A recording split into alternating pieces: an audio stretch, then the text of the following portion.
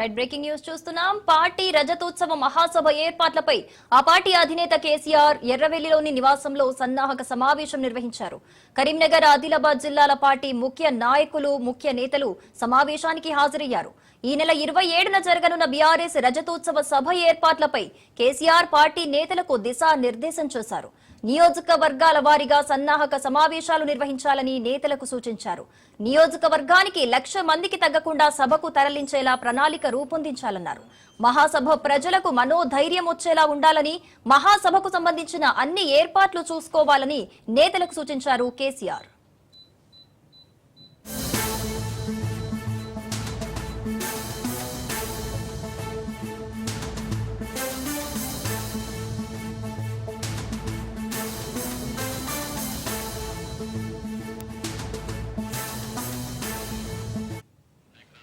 Party రజతోత్సవ మహాసభ ఏర్పాట్లపై ఆ party అధినేత కేసీఆర్ ఎర్రవెల్లిలోని నివాసంలో సన్నాహక సమావేశం నిర్వహించారు.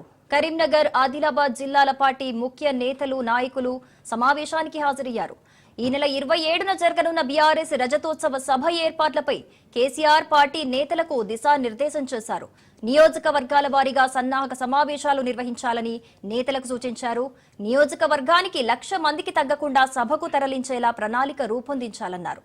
మహాసభ ప్రజలకు మనోధైర్యం వచ్చేలా ఉండాలని, మహాసభకు సంబంధించిన అన్ని ఏర్పాట్లు చూసుకోవాలని నేతలకు సూచించారు కేసీఆర్. ఇదే అంశానికి సంబంధించిన మరింత సమాచారం రాజు అందిస్తారు. రాజు, పలు జిల్లాల ముఖ్య నేతలతో కేసీఆర్ సమావేశం జరిగినట్టుగా తెలుస్తోంది. ఎలాంటి విషయాలు చర్చించారు? దీనికి సంబంధించిన అప్డేట్స్ ఏంటి? గత 2 రోజులుగా ఎర్రవల్లి ఫామ్ హౌస్ లో కేసీఆర్ వ్యవసాయ క్షేత్రంలో బీఆర్ఎస్ ముఖ్య నేతలతో సమావేశం ఏర్పాటు చేస్తున్నారు. నిన్న మెదక్, నిజామాబాద్ సమావేశం పూర్తి కాగా ఈ రోజు ఉమ్మడి ఆదిలాబాద్ తర్వాత కరీంనగర్ జిల్లాలకు సంబంధించిన ముఖ్య నేతలతో సమావేశం నిర్వహిస్తున్నారు. ఏదైతే రాబోయే రోజుల్లో పార్టీ అంతరించిన తీరుపై చర్చిస్తున్నట్టుగా కనిపిస్తా ఉంది. ముఖ్యంగా ఈ నెల 27న నిర్వహించే భారీ బహిరంగ సభకు పెద్ద ఎత్తున జనాన్ని సమీకరించాలి, అసలకు మేము ఉన్నామని చెప్పి ఒక సంకేతాన్ని ఇవ్వాలి. అదేవిధంగా గతంలో నిర్వహించినటువంటి సభలకు కూడా పెద్ద ఎత్తున జనాన్ని సమీకరించి అక్కడి నుంచి కార్యక్రమాలు తీసుకొని వాళ్ళు ముందుకు పోయిన పరిస్థితి మనకు చూసాం. అదేవిధంగా ఈసారి కూడా 27న అతిపెద్ద భారీ బహిరంగ సభ ఏర్పాటు చేసి అక్కడ గులాబీ బాస్ ప్రజలకు, తర్వాత పార్టీ కార్యకర్తలకు, నేతలందరికీ కూడా ఒక దిశానిర్దేశం చేసి ప్రజలు రోజుల్లో పార్టీ ఏ విధంగా అనుసరించాలి, సమీపంలో ఉన్నటువంటి ఏవైతే స్థాయిలో ఉన్నటువంటి అటు గ్రామ స్థాయి, అదేవిధంగా మిగతా అన్నింటిలో కూడా మనం ఏ విధంగా ముందుకు పోవాలి, ఏ విధంగా ముందుకు సాగాలి. ఇప్పటికే ప్రభుత్వంపై తీవ్ర వ్యతిరేకత వచ్చిందని చెప్పి అటు పార్టీ నేతలకు, క్యాడర్కు బలాన్ని చేకూరుస్తేనే ఖచ్చితంగా రాబోయే రోజుల్లో బీఆర్ఎస్ పార్టీ ఏ మీద వచ్చినా బీఆర్ఎస్ పార్టీ అన్న విధంగా మనము ముందుకు వెళ్ళాలని చెప్పి ఆ విధంగా వారికి పూర్తి సన్నద్ధం చేయాలని పార్టీ నాయకులకైతే ఆదేశిస్తున్నటువంటి విషయం ఇస్తా ఉంది.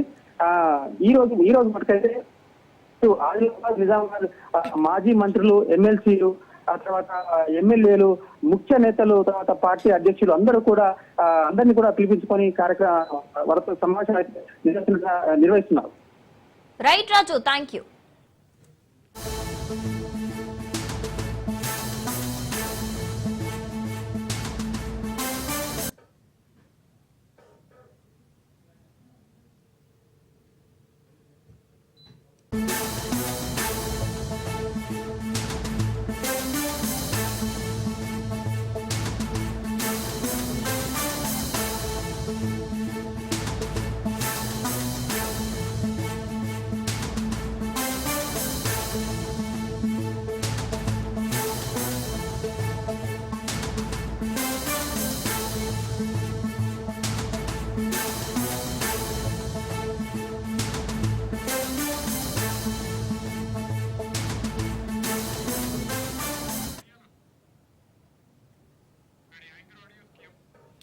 హెచ్సియు భూముల వివాదంపై హైకోర్టు విచారణను వాయిదా వేసింది. విచారణను ఈ నెల 7కు వాయిదా వేసింది. అలాగే ప్రతివాదులకు నోటీసులు జారీ చేసింది. అంతేకాదు కౌంటర్ దాఖలు చేయాలని ప్రభుత్వాన్ని ఆదేశించింది ధర్మాసనం. భూములు అమ్మకుండా ఆదేశించాలని పిటిషన్ వేయగా ధర్మాసనం విచారణ చేపట్టింది.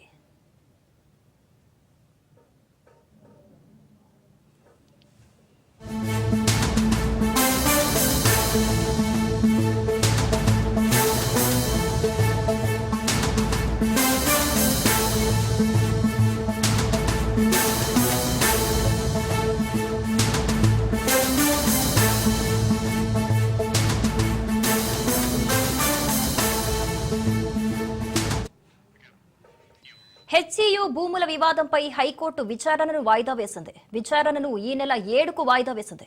అలాగే ప్రతివాదులకు నోటీసులు జారీ చేసింది. అంతేకాదు కౌంటర్ దాఖలు చేయాలని ప్రభుత్వాన్ని ఆదేశించింది ధర్మాసనం. భూములు అమ్మకుండా ఆదేశించాలని పిటిషన్ వేయగా ధర్మాసనం విచారణ చేపట్టింది. ఇదే అంశానికి సంబంధించిన మరిన్ని అప్డేట్స్ రత్నకుమార్ అందిస్తారు. రత్నకుమార్,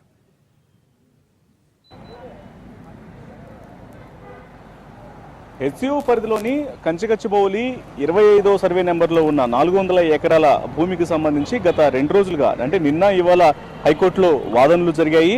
వటా ఫౌండేషన్ అలాగే మరొక రిటైర్డ్ సైంటిస్ట్ ఇచ్చినటువంటి పిటిషన్ల మేరకు వారి తరపున న్యాయవాదులు వాదనలు వినిపించడం జరిగింది. ముఖ్యంగా ఇవాళ జరిగినటువంటి వాదనల్లో భాగంగా వటా ఫౌండేషన్ తరపున సీనియర్ అడ్వకేటు నిరంజన్ రెడ్డి తన వాదనలు వినిపించారు. ఆయన నిన్న అప్పటికే ప్రభుత్వము గత సంవత్సరం 54 జీవో తీసుకొచ్చి భూములను టీజీఐఏసీకి అప్పగించిన తర్వాత వాటన్నిటిని కూడా ఇప్పుడు ఇతర కంపెనీలకు కేటాయించాలన్నటువంటి ఆలోచనలు చేస్తున్నారు. ఏ రకమైనటువంటి ప్రభుత్వ భూమి అయినప్పటికీ అది ఫారెస్ట్ ఏరియాలో ఉంది కాబట్టి దానికి ఒక కమిటీ వేయాల్సినటువంటి అవసరం ఉంటుంది. కమిటీ వేసి ఆ కమిటీ ఇచ్చినటువంటి తీర్పు పరిశీలించినటువంటి అంశాలన్నీ బేరీజ్ వేసుకుని మాత్రమే తుది నిర్ణయాలు తీసుకోవాల్సినటువంటి అవసరం ఉంటుంది. కానీ ప్రస్తుత ప్రభుత్వం అవేవి ఫాలో అవ్వట్లేదు అన్నటువంటి వాదనలు వినిపించారు. సో నిన్న ఇవాళ మరోవైపు సీనియర్ రిటైర్డ్ సైంటిస్ట్ ఇచ్చినటువంటి ఫిర్యాదు పిటిషన్ కు సంబంధించి సీనియర్ అడ్వకేట్ రవిచంద్ర కూడా తన వాదనలు వినిపించడం జరిగింది. సో వీరిరువురు వాదనల తర్వాత ఏజీ సుదర్శన్ రెడ్డి తన వాదనలు వినిపించారు. ప్రభుత్వానికి సంబంధించి ప్రస్తుతం జరుగుతున్నటువంటి పనుల మీద ఆయన యొక్క వాదనలు అనేవి ముగిశాయి. ఇక కొద్దిసేపటి క్రితమే ఈ వాదనలు ముగిసిన అనంతరం తుది తీర్పును 7వ తారీఖు అంటే ఏప్రిల్ 7వ తారీఖు వాయిదా వేస్తున్నట్లు కోర్టు తీర్పునివ్వడం జరిగింది. మరొకసారి 7వ తారీఖున ఈ యొక్క పిటిషన్ మీద తుది తీర్పు అనేది 7వ తారీఖున రాబోతోంది. ఇదిలా ఉంటే ఎప్పుడైతే కోర్టు పరిధిలో ఉన్నటువంటి అంశం తర్వాత దాదాపు తుది తీర్పు వచ్చేంత వరకు కూడా అక్కడ ఎటువంటి పనులు చేయొద్దు అనేటువంటి కోర్టు తీర్పు ఇచ్చింది. హైకోర్టు చెప్పిన తర్వాత కూడా పనులు అనేవి కంటిన్యూ అవుతూనే ఉన్నాయి.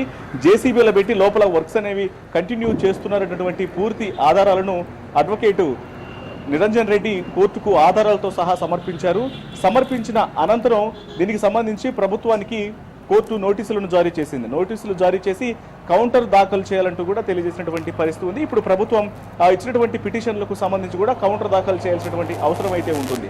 ముఖ్యంగా ఈ యొక్క అంశానికి సంబంధించి హెచ్సియు భూములకు సంబంధించి గత 5 రోజుల నుంచి విద్యార్థులు ఆందోళనలు చేస్తూనే ఉన్నారు.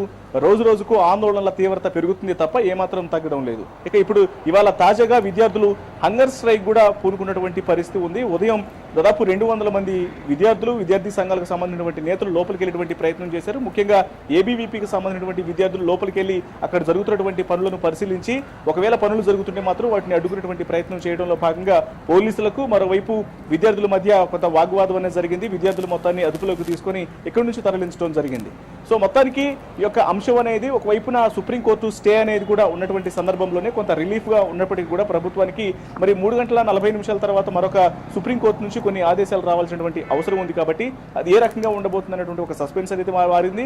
ఇప్పుడు హైకోర్టులో ఇచ్చినటువంటి తీర్పును బట్టి మాత్రం 7వ తారీఖు వరకు కూడా ప్రభుత్వానికి సంబంధించి ఇటు హైకోర్టు ఏం చెప్పబోతుంది ఈ 400 ఎకరాల భూమి విషయంలో అనేది ఒక సస్పెన్స్ అనేది ఇంకా కంటిన్యూ అవుతూ ఉంటుంది. Right Ratnakumar, thanks for the updates.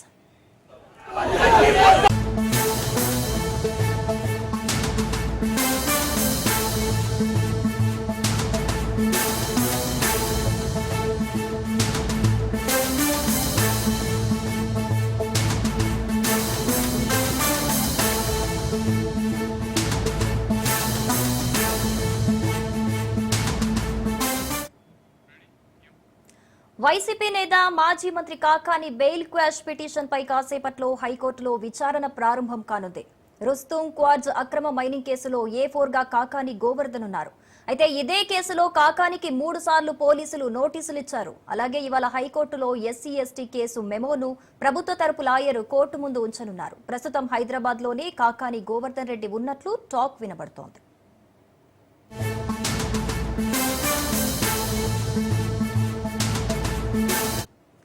Right, ఇదే అంశానికి సంబంధించిన మరింత సమాచారం చరిత్ కుమార్ అందిస్తారు. చరిత్ కుమార్. Thank you Sirisha. రోజు కొనసాగుతున్న పరిస్థితి డైలీ ఒక ఉత్కంఠనగా ఉందనే చెప్పాలి. అయితే కాకాని గోవర్ధన్ రెడ్డికి ఇప్పటికే పోలీసులు 3 సార్లు నోటీసులు ఇచ్చారు. విచారణకు హాజరు కావాలని నెల్లూరు రూరల్ డిఎస్పీ కార్యాలయంలో, కానీ కాకాని వివిధ కారణాలతో అయితే మాత్రం ఆ నోటీసులు తీసుకోవడంలో ప్రత్యక్షంగా తీసుకోకపోవడంతో, అలాగే ఆయన హైదరాబాద్ లో ఉంటున్నాను, నేను ప్రైవేట్ కార్యక్రమంలో ఉంటున్నానంటూ కూడా కొంత మీడియాకి లీకులు ఇస్తూ నేను ఎక్కడికి పారిపోలేదని చెప్తున్నప్పటికీ అయితే కాకాని గోవర్ధన్ రెడ్డి మాత్రం కొంత పోలీసులకు అయితే అందుబాటులోకి రావట్లేదు. అలాగే ఈ రోజు కాకాని గోవర్ధన్ రెడ్డికి సంబంధించినటువంటి ఏదైతే కేసులకు సంబంధించి క్యాష్ అలాగే బెయిల్ పై అయితే మాత్రం మరికొద్ది సేపట్లో విచారణ జరిగేటటువంటి పరిస్థితి అయితే ఉందని చెప్పాలి. అలాగే ఇవాళ హైకోర్టు ముందు ఎస్సీ కేసుకు సంబంధించినటువంటి మెమోని కోర్టులో ప్రభుత్వ తరపు లాయర్ ప్రొడ్యూస్ చేసేటటువంటి అవకాశం ఉంది. అయితే ఈ సందర్భంలో కాకాని గోవర్ధన్ రెడ్డికి బెయిల్ వస్తుందా రాదా అనేది మాత్రం సందిగ్ధత కొనసాగుతుంది. అయితే బెయిల్ రాని పక్షంలో కాకాని గోవర్ధన్ రెడ్డి ఎలా ముందుకెళ్ళబోతున్నారు? అయితే ప్రధానంగా 3 సార్లు నోటీసులు సర్వ్ చేశారు పోలీసులు. 3వ నోటీస్ ఇస్తూ కూడా మేము నెక్స్ట్ చట్టపరంగా ముందుకెళ్తాము అంటూ కూడా పోలీసులు తెలియజేస్తున్న పరిస్థితి. అయితే కాకాని అరెస్ట్ అనేది మాత్రం ఉత్కంఠత అయితే కొనసాగుతుంది నెల్లూరు పొలిటికల్ సర్కిల్స్ లో అయితే. అయితే కాకాని గోవర్ధన్ నేను హైదరాబాద్ లోనే ఉంటున్నాను, నేను ఎక్కడికి వెళ్ళలేదు, నేను నివాసంలోనే ఉంటున్నాను అంటూ కూడా సామాజిక మాధ్యమాల్లో రోజుకొక లీక్ అయితే వదిలిపెట్టిన పరిస్థితి ఉంది. 250 కోట్లకు సంబంధించినటువంటి అక్రమ మైన్, అలాగే అక్రమ మైన్ తరలింపు, అలాగే ఏదైతే పేరుడు పదార్థాల అక్రమ నిల్వ, వీటికి సంబంధించి ఇప్పటికే కేసులు కొనసాగుతున్నాయి. అలాగే అక్కడ స్థానికంగా ఉన్నటువంటి గిరిజనులు బెదిరించారంటూ కూడా ఈ కేసులు నిన్నటి ఎస్సీ కేసు కూడా నమోదైనటువంటి నేపథ్యంలో ఈ రోజు కాకాని గోవర్ధన్ రెడ్డికి హైకోర్టులో ఎలాంటి పరిణామాలు జరగబోతున్నాయి? అయితే మరొక సమాచారం, కాకాని గోవర్ధన్ రెడ్డి గతంలో లాగానే సుప్రీంకోర్టును ఆశ్రయించేటటువంటి పనిలో నిమగ్నమైనారంటూ కూడా సమాచారం అయితే అందుతుంది. Sirisha. Right Sarath Kumar, thank you. మాజీ సీఎం జగన్ పై ఫైర్ అయ్యారు మంత్రి నారా లోకేష్. మంగళగిరి నియోజకవర్గం ఉండవల్లిలో మన ఇల్లు మన లోకేష్ కార్యక్రమం నిర్వహించారు. ఇందులో భాగంగా రాజమండ్రి గోవిందు, సీతాలక్ష్మి దంపతులకు ఉండవల్లిలో తొలి శాశ్వత ఇంటి పట్టాను మంత్రి అందజేశారు.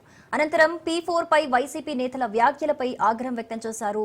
విజనరీకి ప్రిజనరీకి జగన్ కు తేడా తెలియదన్నారు. ఆయన చూపు ఎప్పుడూ జైలు గురించే అన్నారు. కనిగిరి అభివృద్ధికి కూటమి ప్రభుత్వం సిద్ధంగా ఉందని తెలిపారు. అభివృద్ధికి అడ్డుపడితే రెడ్ బుక్ లో పేరుంటుందన్నారు. రెడ్ బుక్ కోసం పోలీసులు పనిచేస్తే తప్పేముందని మంత్రి ప్రశ్నించారు. చట్టవిరుద్ధంగా పనిచేసిన వారిని రెడ్ బుక్ లో చేర్చుతామని నాడు చెప్పా. ఇప్పుడు పోలీసులు చట్ట ప్రకారం పనిచేస్తున్నారని తెలిపారు మంత్రి లోకేష్. ప్రజలందరూ ఒక విషయం గమనించాలి. 1994లో ఇట్లనే చాలా మంది కంప్యూటర్ అన్నం పెడుతుందా అని ఎగతాళి చేశారండి. ఈరోజు ఐటీ రంగంలో ఎంతమంది పనిచేస్తున్నారు హైదరాబాద్ లో చెప్పండి. ఇప్పుడు హైదరాబాద్ సెంట్రల్ యూనివర్సిటీలో ఒక చిన్న కాదు గొడవ జరుగుతుంది, తెలిసిన విషయం. విచిత్రం ఏంటంటే 2003 గురించి అందరూ మాట్లాడుతున్నారు, ఇప్పుడు గురించి మాట్లాడారు. 2003లో బాబు గారు ఏం నిర్ణయాలు తీసుకున్నారు దాని గురించి ప్రస్తావిస్తున్నారు. హైదరాబాద్ లో మీరు చూస్తే ఒక ఐఎస్బీ కానివ్వండి, ఐటీ కానివ్వండి, మీరు మన జినోమ్ వ్యాలీ కానివ్వండి, శంషాబాద్ ఎయిర్పోర్ట్ కానివ్వండి, ఔటర్ రింగ్ రోడ్ కానివ్వండి, ఇవన్నీ ఎవరండి రూపకర్త? చంద్రబాబు నాయుడు గారు ఒక విజన్ తో ఏం చేశారు. ఇప్పుడు అదే విధంగా విభజించబడిన ఆంధ్ర రాష్ట్రాన్ని కూడా అభివృద్ధి చేయాలి, అభివృద్ధి వికేంద్రీకరణ జరగాలి, పరిపాలన ఒకే దగ్గర ఉండాలి లక్ష్యంతో మనం పనిచేస్తున్నాం. ప్రపంచంలో అనేక మార్పులు వస్తున్నాయి, ప్రజల్ని ఇల్ని అనుసంధానం చేయాలి. అసలు నిరుపేదరికంలో ఉన్న ఎంతమంది ఉన్నారు వాళ్ళందరినీ నిరుపేదరికం నుంచి బయటకు ఎట్ట తీసుకురావాలి, దానికి అందరు భాగస్వామ్యం అవ్వాలి. ఇటు పక్క కూర్చుని మేమందరం కూడా భాగస్వామ్యం అవ్వాలి. ఒక్కొక్క కుటుంబాన్ని మేము ఆదుకోవాలి, కుటుంబాలు ఆదుకోవాలి, గ్రామాలను మేము దత్తకు తీసుకోవాలి. ఆ ఒక్కొక్క కుటుంబానికి ప్రాజెక్ట్ ప్రాక్టీసెస్ ఇచ్చి వాళ్ళు పేదరికం నుంచి శాశ్వతంగా బయటకు తీసుకురావాలనేది ఒక లక్ష్యంగా పెట్టుకున్నాం. ఇప్పుడు ఒక మాట చెప్తున్నా. ఇప్పుడు నారాయణ గారు నాకు టీచర్ ఇంటర్లో, నారాయణ సార్, ప్రొఫెసర్ రాజిరెడ్డి గారు నా మెంటర్ కార్నింగమల్లిలో, వాళ్ళందరూ నాకు మెంటరింగ్ చేశారు కనుకనే నేను ఈరోజు ఈ స్థాయిలో ఉన్నా. అలా చంద్రబాబు నాయుడు గారు అంటే P4 విధానంలో మెంటరింగ్ చేయమని కోరుతున్నారు. దానికి ఆయన ఎందుకు కంగారు పడుతున్నారు? ఆయన కూడా మెంటర్ చేయమనండి. అరే సొంత చెల్లికి తల్లికి మెంటర్ చేయలేనోడు ఊకే మాకెందుకు లెక్చర్లు వీక్తాడు? ప్రజలందరూ ఒక విషయం గమనించారు. కృష్ణా జిల్లా గన్నవరం మండలం తెంపల్లిలో బయోమెడ్ ఆక్వా కేర్ సంస్థ నూతనంగా నిర్మించిన మ్యానుఫ్యాక్చరింగ్ ఫెసిలిటీ యూనిట్ ప్రారంభమైంది. ఈ యూనిట్ ను ప్రభుత్వ విప్ ఎమ్మెల్యే యార్లగడ్డ వెంకట్రావు ప్రారంభించారు. ఈ కార్యక్రమంలో పలువురు నాయకులు పాల్గొన్నారు. నూతన మ్యానుఫ్యాక్చరింగ్ యూనిట్ నిర్మించి యువతకు ఉద్యోగ అవకాశాలు కల్పిస్తున్నందుకు ఎమ్మెల్యే యార్లగడ్డ వెంకట్రావు సంస్థ ప్రతినిధులకు అభినందనలు తెలియజేశారు. ఈ సంస్థలో తయారయ్యే ప్రాడక్టుల గురించి వివరాలు అడిగి తెలుసుకున్నారు. గన్నవరం నియోజకవర్గంలో పారిశ్రామికవేత్తలకు ఇబ్బంది కలగకుండా చూసుకుంటామని హామీ ఇచ్చారు. యువతకు ఉద్యోగ ఉపాధి అవకాశాలు కల్పించడమే కూటమి ప్రభుత్వ సంకల్పమన్నారు ఆయన.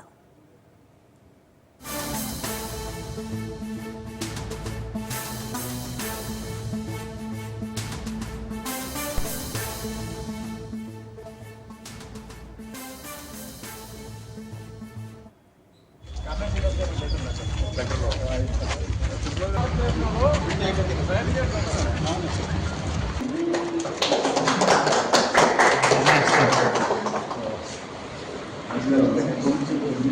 డబ్బులు చదివితే ఇక్కడ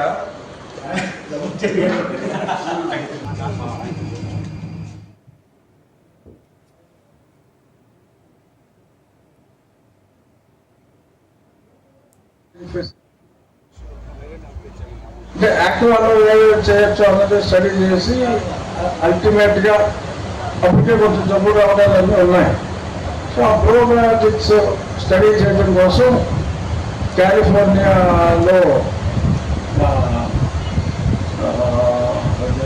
కాలిఫోర్నియాలో ఎల్ఏఎల్ఈ దారిలో ఉంటుంది ఒక ప్రోబయాటిక్ ఫ్యాక్టరీ. తర్వాత ఊట వెళ్ళి అక్కడ ఒక ఫ్యాక్టరీ చూసి ఈ ప్రోబయాటిక్స్ గురించి 92లో ఒక ఆలోచన, ఆ తర్వాత వేరే ట్రాక్లోకి వెళ్ళిపోయాం. ఇప్పుడు అప్పుడు రఘురామకృష్ణరాజు అనుకుని చేయలేంది కృష్ణరాజు గారు చేసినందుకు నాకు చాలా సంతోషంగా ఉంది. నేను కూడా నా ఇన్ఫార్మసీలో బయోటెక్నాలజీయే. సో ఆ ఫెర్మెంటర్స్ ఇవన్నీ చూసిన తర్వాత నాకు నా కాలేజ్ డేస్ కూడా గుర్తొచ్చాయి. ఈ ప్రోబయాటిక్